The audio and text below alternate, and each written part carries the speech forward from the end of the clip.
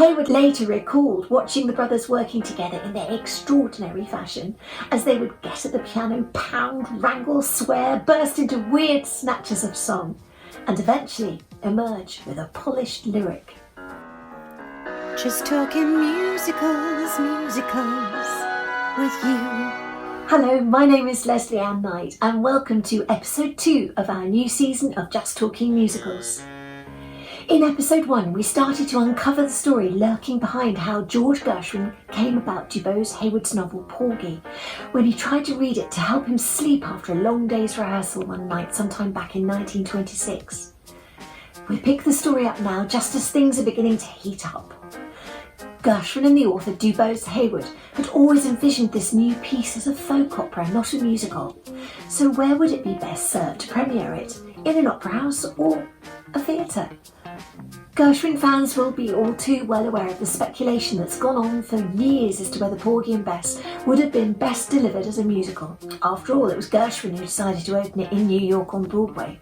So why not give up all pretension, call it a musical, and put it on in a theatre? Or on the other hand, why didn't he choose to premiere it at the prestigious Metropolitan Opera? Well, here's why. Early on in negotiations, wealthy financier and promoter of the arts Otto Kahn apparently offered Gershwin $5,000 to premiere his new work at the Metropolitan Opera House. When you calculate that with inflation in today's money, over $65,000 starts to make it sound like a very generous offer indeed. So why did Gershwin turn down this offer to put it on at the Met? Why on earth did he decide to put his opera on at the Alvin Theatre on Broadway to be produced instead by the Theatre Guild? Some say it was simply because the Met were dragging their heels when it came to drawing up a contract, but there is one far more obvious reason why Gershwin would have thought it was a non-starter. And it's not something all the history books shout out about either, but here it is. If he had taken up the offer from the Met or Otto Kahn, he would have had to hire an all-white cast who would then perform it in what was known in those days as blackface. For an opera which is peppered throughout with natural spoken idiom and spirituals of the people who survived in the ghettos of the South in the 1900s, where every single day was full of hardship and their simple plain goal purely one of survival, how pointless would it have been if performed by an all-white cast? And it would be yet another 20 years before the first African-American singer would appear on stage at the Met. And so it was that Gershwin and Heyward went with the offer from the Theatre Guild and signed the contract to present their folk opera on Broadway at the Alvin Theatre to be performed as they intended. Once the dust had settled on Porgy the play, DuBose Heyward had naturally been eager to get to work on the business of writing the opera, only to find that by now George was up to his eyes in his own work schedule. And although Heyward had fervently wished it could have all happened a lot quicker, they never fell out and they kept the dream alive. Not just in their correspondence, but also in the work they achieved when they were apart. DuBose set to work with the libretto, and in this he worked in partnership with his wife, Dorothy, who was by now an accomplished playwright in her own right. As for Gershwin, he seems to have carried ideas for musical themes around in his head for a long time, partly because he was so busy and needed space to write, but possibly because he didn't want to commit anything to paper until he knew where he was headed. Finally, he was able to set himself down to serious work on the score in early 1934, 7 years after his letter to Heyward, urgently written in the dead of night so as not to waste a precious moment. At long last, in April 1934, Heyward came north to New York so they could finally start working together. It was around this time too that George invited his brother Ira to collaborate on the work, feeling that as a lyricist he could add polish to some of the lyrics and the combination of talent worked well. Heyward later recalled watching the brothers working together in their extraordinary fashion as they would get at the piano, pound, wrangle, swear, burst into weird snatches of song, and eventually emerge with a polished lyric.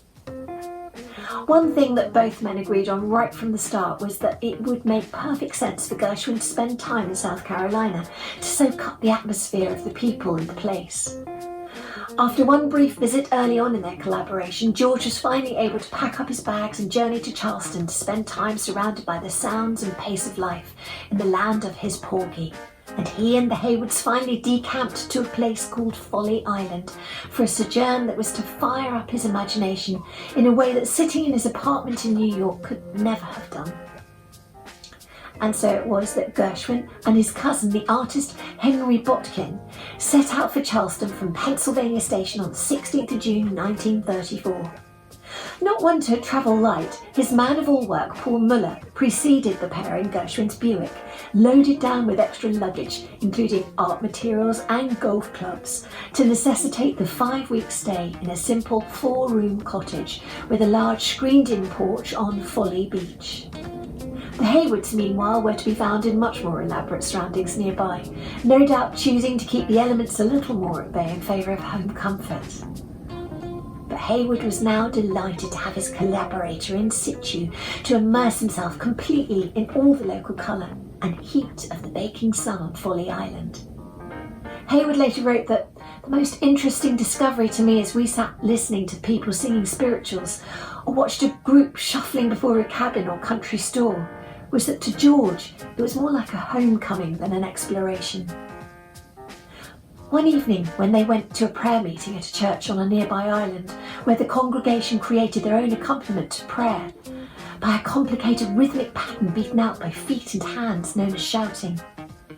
And that night, George Gershwin not only joined in the shout, but stole the show from their champion shouter. The Haywards stayed just 2 weeks on Folly Island, enough time to see Gershwin settled in, and on his return journey, George and his entourage stopped off in the Haywards' hometown, Hendersonville, to catch up with them before heading back to New York. That evening in July, they made their way to the local Holy Rollers Church in Hendersonville, a simple cabin in the nearby hills, and as they were about to go in, Gershwin stopped and excitedly took Hayward's arm. As they stood on the steps to the church, Hayward started to listen afresh to the familiar sounds coming from inside, and as if for the first time, and in his own words, began to catch its extraordinary quality. It consisted of perhaps a dozen voices raised in loud rhythmic prayer. The odd thing about it was that while each started at a different time, they formed a clearly defined rhythmic pattern, and that this, with the actual words lost and the inevitable pounding of the rhythm, produced an effect almost terrifying in its primitive intensity. Such was the effect on Gershwin that its memory can be heard vividly in the original storm scene of Porgy Bess, as 6 individual prayers freely intertwined, separate and clash to create an unsettling, disturbing climax to Act 2. Right, that's it for today. Next time we'll learn about Gershwin's encounter with a university professor who wasn't that keen on jazz, but who auditioned for him anyway just to be polite, and what the critics really made of an opera opening in a Broadway theatre. Thank you for joining us today. I'm Lesley Ann Knight. Behind the camera is the wonder that is this show's producer and director, Katie Ridout. You can find Just Talking Musicals on Facebook. We're on Twitter under the name of @KnightandRidout. And we have a new website called, guess what? JustTalkingMusicals.com. And of course, if you haven't already, don't forget to press the subscribe button for each new episode alert, so you can bag the best front row seats for each new show. See you here again very soon for another instalment of Just Talking Musicals. Just talking musicals, musicals with you. Just take endless videos of you drinking tea.